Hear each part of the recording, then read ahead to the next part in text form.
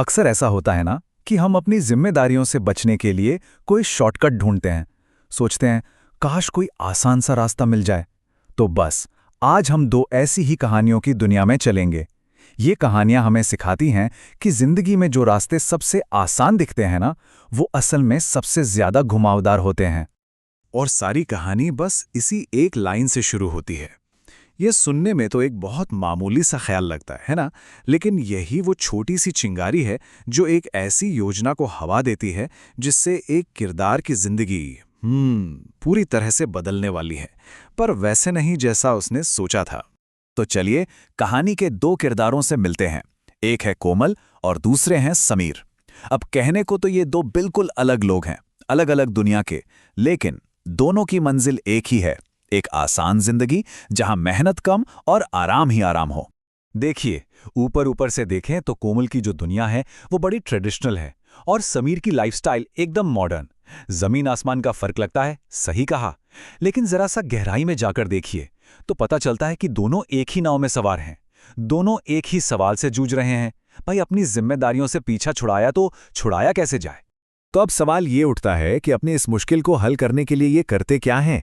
दोनों ही अपने अपने जगह पर ऐसे प्लान्स बनाते हैं जिन्हें लगते कि भाई ये तो एकदम फूल प्रूफ हैं, कोई गड़बड़ हो ही नहीं सकती। तो चलिए देखते हैं क्या है इनकी शानदार योजनाएं। सबसे पहले कोमल की बात करते हैं। उसके लिए आराम का रास्ता मजे की बात है कि परंपरा के बीच से होकर गुजरता है। वो देखती है कि उसकी सास व्रत में कितने मजेदार पकवान खा रही हैं, और बस उसके दिमाग की बत्ती जल जाती है। उसे धर्म में नहीं बल्कि इसमें छिपा एक जबरदस्त मौका नजर आता है। सोचिए, 9 दिनों तक एक से बढ़कर एक स्वादिष्ट खाना और काम से पूरी तरह छुट्टी, मतलब भक्ति के पर्दे के पीछे छिपी एक परफेक्ट वेकेशन, है ना? अब आते हैं समीर पर। समीर का तरीका एकदम मॉडर्न है। उसके लिए घर की शांति की एक कीमत है और वो उसे चुकाने को तैयार है। उसका सोचना सीधा है, जब पैसा खर्च करके प्रॉब्लम सॉल्व हो सकती है तो फिर बहस क्यों करना, खुद क्यों खटना। उसे पूरा यकीन है कि बस एक नौकर रखने भर से उसके वो सुकून वाले रविवार वापस आ जाएंगे। तो देखा, दोनों के तरीके कितने अलग हैं। एक का तरीका धार्मिक है, दूसरे का आर्थिक। लेकिन अगर आप ध्यान से देखें तो दोनों की सोच की जड़ बिल्कुल एक ही है। दोनों ही अपनी जिम्मेदारियों को बस किसी और के सिर पर डाल देना चाहते हैं, अपनी जगह किसी और को खड़ा कर देना चाहते हैं और खुद आराम करना चाहते हैं। लेकिन कहानी में ट्विस्ट तो अब आता है।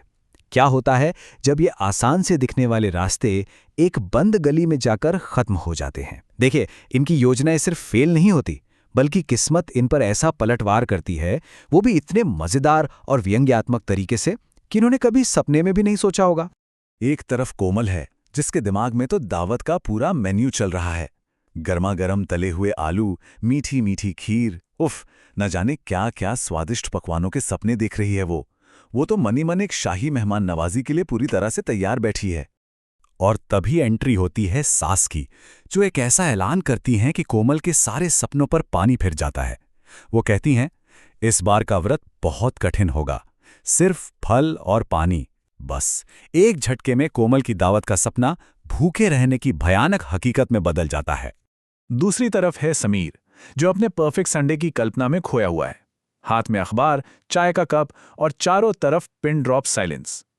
उसे पूरा यकीन हो चला है कि उसने आखिरकार अपनी पत्नी की मांगों से आज़ादी खरीद ली है।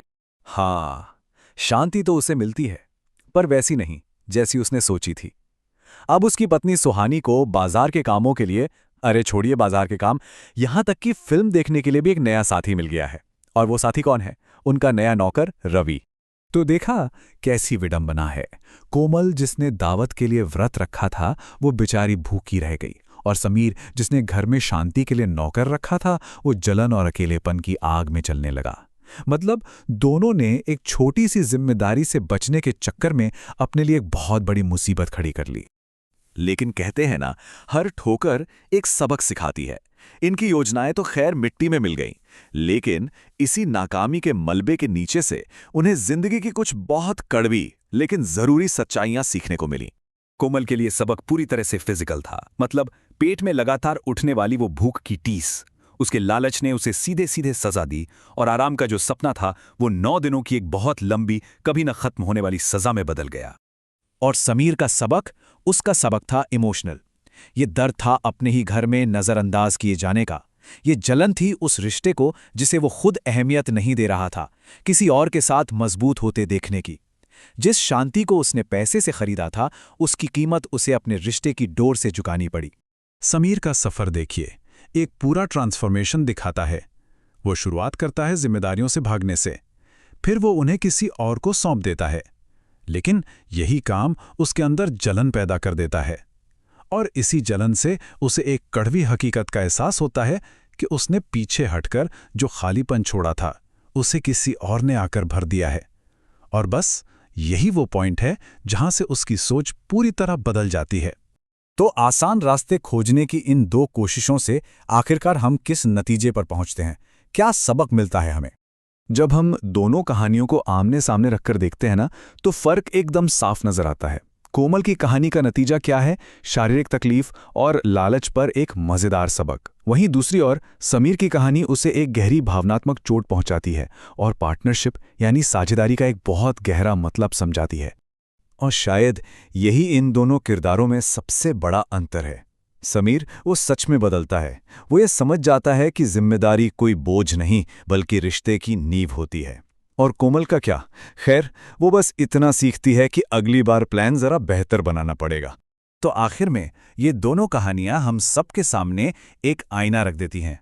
ये उस कश्मकश को दिखाती हैं जो अक्सर हम सब अपनी निजी इच्छाओं और अपनी साझा जिम्मेदारियों के बीच महसूस करते हैं, है ना? और ये हमें सोचने पर मजबूर कर जाती हैं कि हम अपने आराम और अपनी जिम्मेदारी के बीच वो लकीर खींचते कहाँ हैं।